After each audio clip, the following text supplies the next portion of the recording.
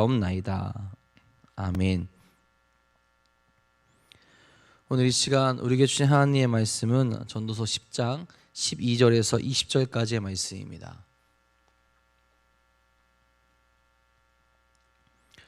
전도서 10장 12절에서 20절까지의 말씀입니다. 오늘 우리에게 주신 하나님의 말씀 다 같이 한 목소리로 받들어 읽도록 하겠습니다. 지혜자의 입의 말들은 은혜로우나 우매자의 입술들은 자기를 삼키나니 그의 입의 말들의 시작은 우매요 그의 입의 결말들은 심히 미친 것이니라. 우매한 자는 말을 많이 하거니와 사람은 장래 일을 알지 못하나니 나중에 일어날 일을 누가 그에게 알리리요. 우매한 자들의 수고는 자신을 피곤하게 할 뿐이라 그들은 성읍에 들어갈 줄도 알지 못함이니라. 왕은 어리고 대신들은 아침부터 잔치하는 나라여 내게 화가 있도다. 왕은 귀족들의 아들이요 대신들은 취하지 아니하고 기력을 보하려고 정한 때에 먹는 나라여 내게 복이 있도다. 게으른즉 석가래가 내려앉고 손을 놓은즉 집이 새느니라. 잔치는 희락을 위하여 베푸는 것이요 포도주는 생명을 기쁘게 하는 것이나 돈은 범사에 이용되느니라. 심중에라도 왕을 저주하지 말며 침실에서라도 부자를 저주하지 말라. 공중의 새가 그 소리를 전하고 날짐승이 그 일을 전파할 것임이니라. 아멘. 오늘도 주님의 사랑과 은혜를 경험하며 기쁨 가운데로 또 감사한 가운데로 나아가는 귀한 하루 되시기를 간절히 소망합니다. 여러분, 우리가 우리의 과거를 돌아보게 되었을 때 생각만 해도 부끄러웠던 순간들이 혹시 있습니까? 나의 실수로 인하여서 혹은 나의 무지로 인하여서 혹은 나의 행동으로 인하여서 어떤 그런 부끄러운 순간들을 경험했거나 떠오르는 아마 순간들이 있을 겁니다. 저는 오늘 말씀을 읽는데 제 과거의 모습이 한 장면이 떠올라서 많이 부끄럽고 또 그때의 생각을 하게 되면 뭐라고 해야 될까요? 좀 미안하기도 하고 그런 기분이 들더라고요. 중학교 2학년 때쯤이었던 것 같아요. 교회에 친한 누나가 교통사고를 당했습니다. 친한 사람이다 보니까 이 사고의 내용을 좀 자세하게 듣게 되었어요. 그러고 나서는 중고등부 예배를 갔는데 그 자리에서 그 사고 소식을 들었던 친구들이 있었어요. 근데 이제 그 중에 한 동생이 저한테 계속 물어보는 거예요. 왜 이렇게 됐느냐? 어떻게 다친 거냐? 얼마나 다친 거냐? 그걸 왜 저한테 물어본지는 모르겠는데 계속 저한테 물어보더라고요. 근데 제가 알고 있으니까 그냥 많이 다쳐서 우리가 기도해 주자라고 했으면 되는데 왜 그렇게 아는 척을 하고 싶어 했던 건지 모르겠지만 이렇게 다치고 이런 상태고 지금 이 병원에 있고 그래서 이런 상태이다라고 계속 좀 크게 이야기를 했어요.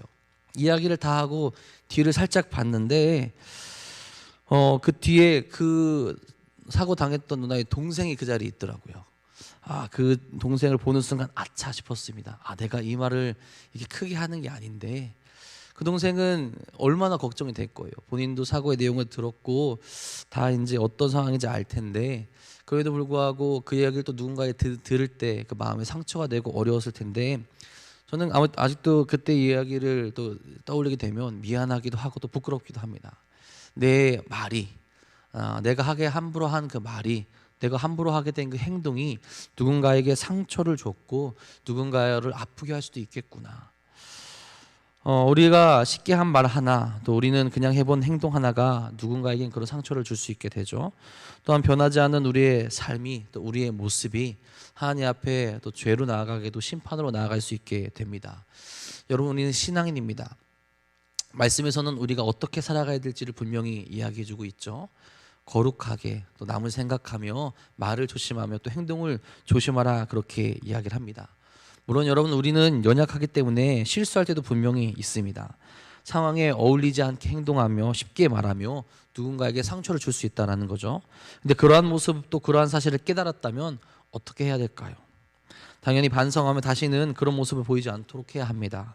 나의 무지로 인하여서 또 말과 행동으로 인하여서 누군가에게 상처 주는 그런 삶은 단순히 또한 다른 사람에게만 상처를 주는 것이 아니라 나에게까지 그 영향을 미쳐올 수 있기 때문에 그렇습니다. 그러니 우리는 실수를 주의해야 되고 혹시 그런 실수를 했다면 인정하고 사과할 수 있어야 한다라는 거죠. 또한 누군가에게 상처를 주지 않고 또 사랑을 베푸는 것, 또 거룩하게 또 온전하게 살아가는 것은 우리 신앙인에게 굉장히 중요한 태도죠.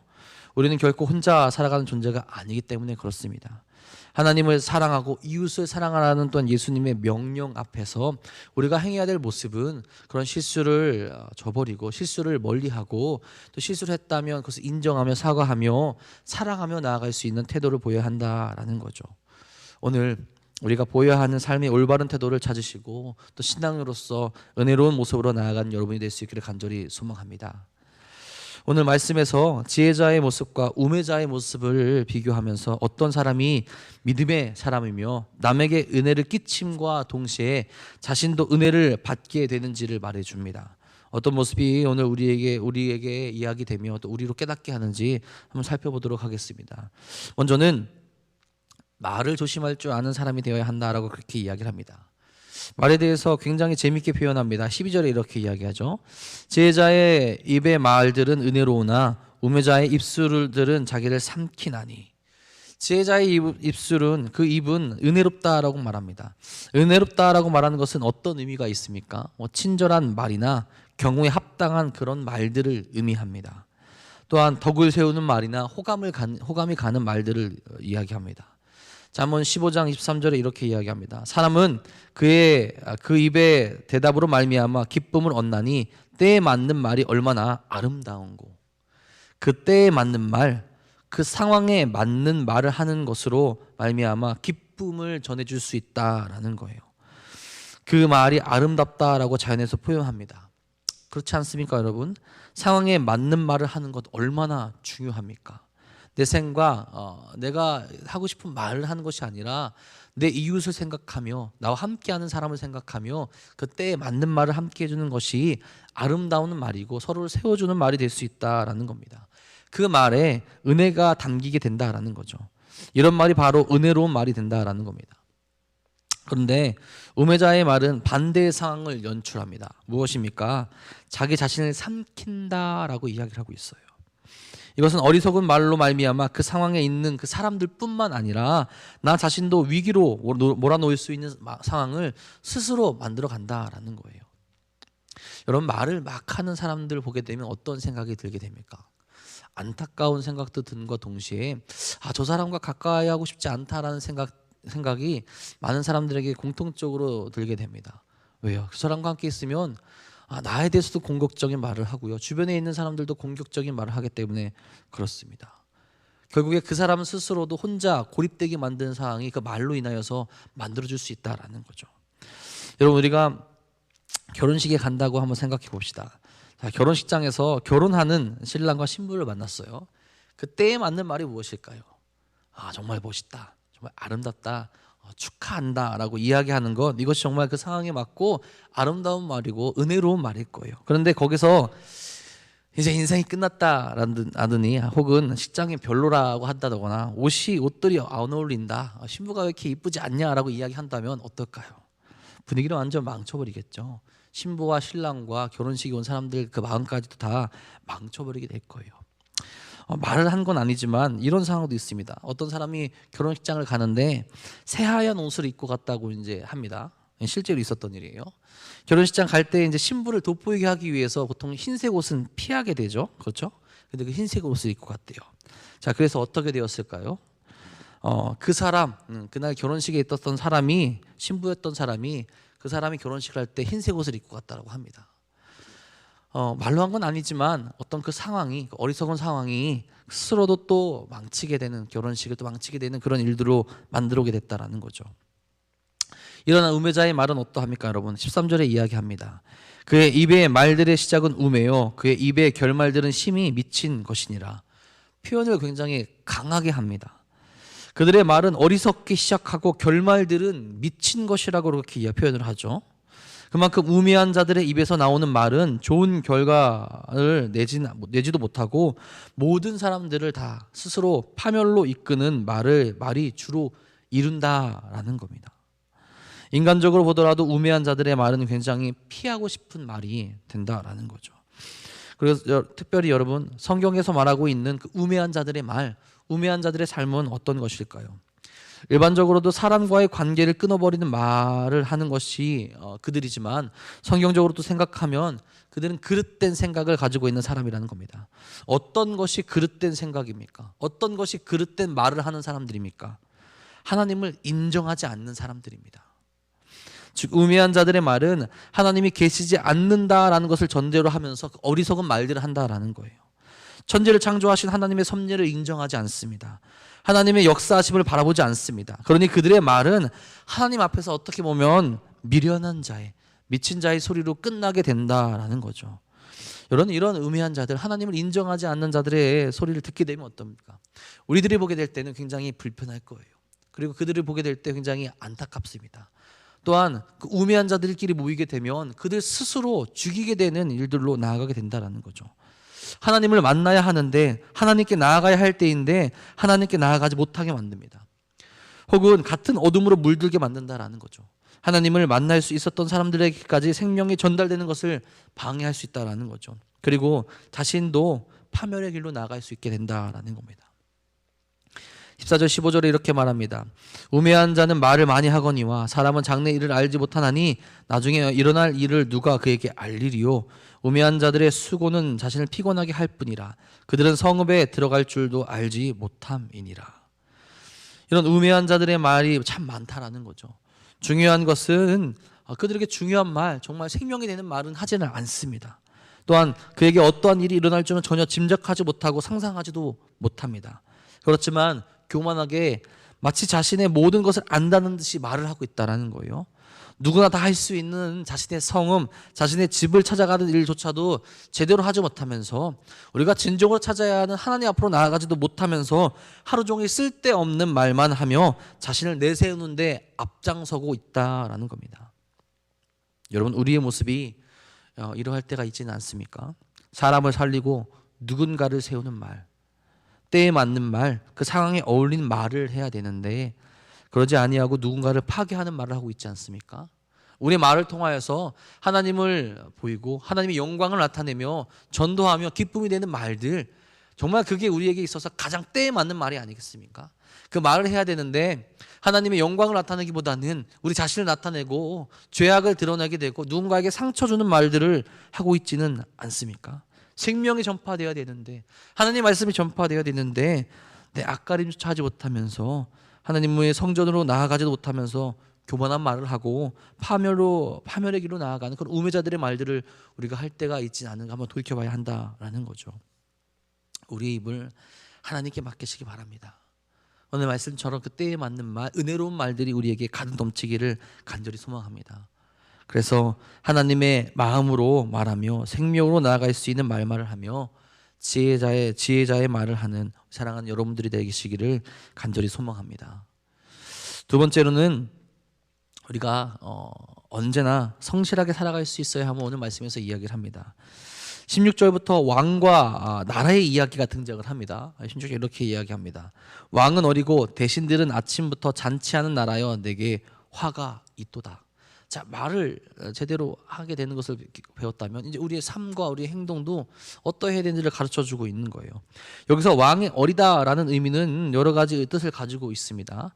말 그대로 왕이 어려서 나라를 제대로 다스릴 수 없는 상황, 그런 것을 이야기하는 것으로 보일 수도 있고요. 다른 뜻으로는 사리분별을 제대로 하지 못하는 어리석고 무지한 왕, 그러니까 나이가 있음에도 불구하고 나라를 제대로 다스리지 못하는 어리석은 왕으로 또한 볼 수 있습니다. 그런데 이 왕과 함께하는 자들의 태도가 어떠하냐는 거예요. 만약 아침부터 잔치를 여는 자들이라면 그 나라에 화가 미칠 것이다 라고 이야기합니다. 왕이 어리석다 하더라도, 왕이 제대로 일을 못한다 하더라도 그 나라를 함께 다스리고 있는 그 귀족들, 그 대신들, 그들은 어떻게 해야 됩니까? 자신들이라도 깨어 있어서 왕을 좋은 길로, 제대로 된 길로 인도할 수 있어야 되고 이 나라를 잘 다스려야 되는데 아침부터 잔치를 한다는 거예요. 여러분, 아침이라고 하면 우리가 어떤 이미지가 있습니까? 주일을 제외하고, 우리 주일에는 아침부터 잘 준비해서 예배를 가야 되잖아요. 주일을 제외하고 일을 합니다. 히브리인들의 풍습 속에서도 아침에는 많이 먹지 않고 식사 전에는 술을 마시지 않는다라고 해요. 특히 공무를 행하는 자들은 제대로 된 재판이나 일을 수행하기 위해서 더욱더 심사숙고하고 아침에 그런 시간들을 보낸다고 합니다.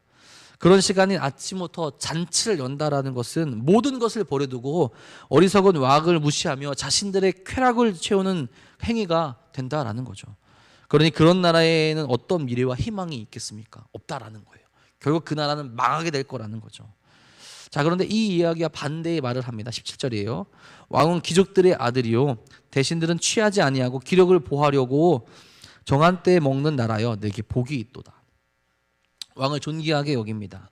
대신들은 취하지 않고 필요할 때만 먹고 일을 하는 성실한 자들이 될 때 그 나라에 복이 있다라고 해요. 너무나도 당연한 말인데 이렇게 살아가는 것이 쉽지 않다라는 겁니다. 내가 해야 될 일, 내가 해야 될 내 앞에 놓여 있는 일, 그것을 성실하게 행하는 것 결코 쉬운 일이 아니라는 거예요. 특별히 그 일에 그 삶을 행하는데 진심이 담겨져 있다는 것 쉽지 않다라는 겁니다. 스스로 절제하고 분별하여서 지혜에 속한 것으로 또 지혜로운 모습으로 나아가게 될 때 나라를 복되게 한다라는 거죠. 그것이 바로 지혜로운 삶이 된다라는 거예요. 상황에 맞게 게으르지 아니하고 성실하게 살아가는 것이 모든 이들에게 다 필요하다라는 겁니다. 그 삶이 나라를 일으키며 사람을 살리며 기쁨이 넘치는 삶을 가져올 수 있게 된다라는 거예요. 18절의 말씀처럼 게으른 자의 집은 어떻게 됩니까? 지붕이 망가진다라고 말합니다. 이스라엘에 건기와 우기가 있어요. 건기 시기에 지붕을 미리 손보아 놓지 않으면 우기 시기에 지붕이 내려앉게 되고 비가 새게 되는 겁니다. 상황에 맞추어서 때를 놓치지 아니하고 성실하게 일을 하게 되고 그때 우리의 일을 행하게 될 때 나중에 문제가 생기지 않는다라는 겁니다. 마찬가지로 잔치나 포도주나 돈이나 다 그 상황에 맞춰서 거룩하게 그때에 맞춰서 사용하게 될 때 의미가 있고 그 사람을 살릴 수 있고 생명을 살릴 수 있는 일로 사용될 수 있게 된다라는 거죠. 상황이 맞지 않게 내 마음대로 사용하게 될 때 그것은 화를 가져온 도구가 될 수 있다라는 겁니다. 제가 예전에도 한번 말씀드렸을 텐데 제가 초등학교 때 청소 시간에 놀고 있다가 선생님이 와서 깜짝 놀라서 막 저 혼자 막 달려가서 청소를 열심히 풀을 뽑은 적이 있다고 했어요. 노는 것은 상황에 맞지 않지만 후다닥 가서 이제 풀을 뽑는 게 이제 그 선생님에게서는 굉장히 상황에 맞는 것이었던 것 같아요.